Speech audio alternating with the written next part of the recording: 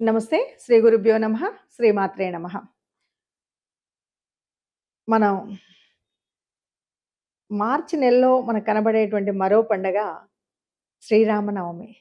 శ్రీరామనవమి అంటే చైత్ర మాసంలో వచ్చేటువంటి నవమి రోజు వచ్చేటువంటి పండగ. శుక్లపక్షంలో వచ్చే నవమి. ఈ రోజు వచ్చే పండగ అని ఎందుకన్నామంటే, ఆ పరమాత్మ అవతారాల్లో పరిపూర్ణమైనటువంటి అవతారంగా, ఒక మానవ మాతృడుగా, మనతో పాటు తల్లి గర్భం నుండి వచ్చినటువంటి బిడ్డడుగా, తండ్రి మాట జవదాటని బిడ్డడుగా ఉద్భవించినటువంటి రాముడు. దేవత దేవుడు ఆ లోకంలో నుండి ఈ లోకంలోకి మానవ రూపం ఎత్తి, మానవులంటే ఎలా ఉండాలి, ధర్మ ఆచరణలో ఎన్ని కష్టాలొచ్చినా, ఎన్ని నష్టాలొచ్చినా ఇలా ఉండాలి అని ఆచరించి చూపెట్టినటువంటి ఒక మార్గ నిర్దేశకుడు రాముడు. షోడశ గుణాభిరాముడు.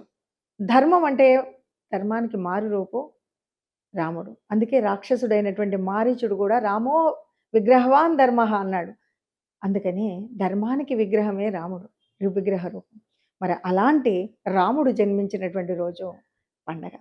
దీన్నే ఎందుకంటే అమ్మవారు ఎవరైతే ఉన్నారో అమ్మవారికి సోదరుడు రాముడు అంటారు. విష్ణుమూర్తి అంటారు. అందుకని ఇక్కడ అమ్మవారి నవరాత్రులు చేస్తూ ఉంటారు.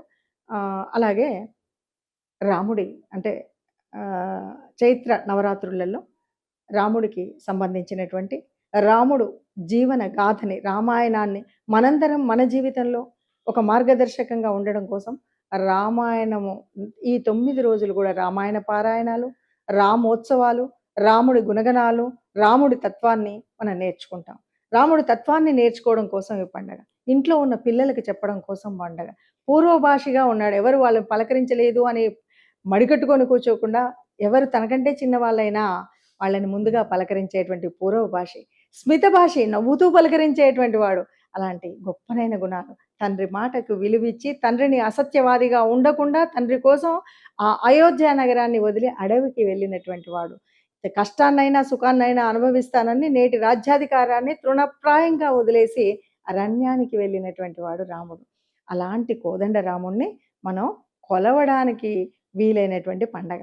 సరే, మరి నవమి అనగానే మనం శ్రీరామనవమి అంటే మీరేదో పుట్టినరోజు గురించి చెప్పాడు, మానవుడి అవతారం అన్నారు, ఆ అవతారంలో పుట్టాడన్నారు, కర్కాటక రాశిలో పుట్టాడు, గ్రహాలు ఉచ్చంలో ఉన్నాయి, ఇన్ని రకరకాల అందరూ ఎంతోమంది చెప్తూ ఉంటారు. అంతా బాగుంది. మరి పెళ్ళెందుకు చేస్తారు? రామనవమి అనగానే భద్రాచలంలో ఉన్న కళ్యాణమే చూస్తాం కానీ మాకు రాముణ్ణి ఎక్కడా కూడా కృష్ణులాగా ఉయ్యాలేసి ఊపిందో ఇంకేది చూడలేదని చాలామంది భావన. నిజానికి రాముడు పుట్టినరోజే లోక కళ్యాణం. అందుకని లోక కళ్యాణానికి కారణమైనటువంటి రాముణ్ణి మనం తలుచుకోవడం కోసం శ్రీరామ కళ్యాణం చేస్తాం. కళ్యాణంలో ఆ సీతమ్మ ఉంటేనే రాముడు, ప్రకృతి పరమాత్మ కలిస్తేనే తత్వం. అందుకని ఆ పరిపూర్ణ తత్వాన్ని చూపెట్టడం కోసం రామ కళ్యాణాన్ని చేసుకుంటాం. ఈ రామ కళ్యాణంలో చేసుకున్నా కూడా రాముడి తత్వాన్నే తెలుసుకుంటాం. రాముడి గుణగణాలనే కీర్తిస్తాం. రాముడు ఒక ఆదర్శ సోదరుడుగా తన సోదరులతో ఎట్లా ఉన్నాడో తెలుసుకుంటాం.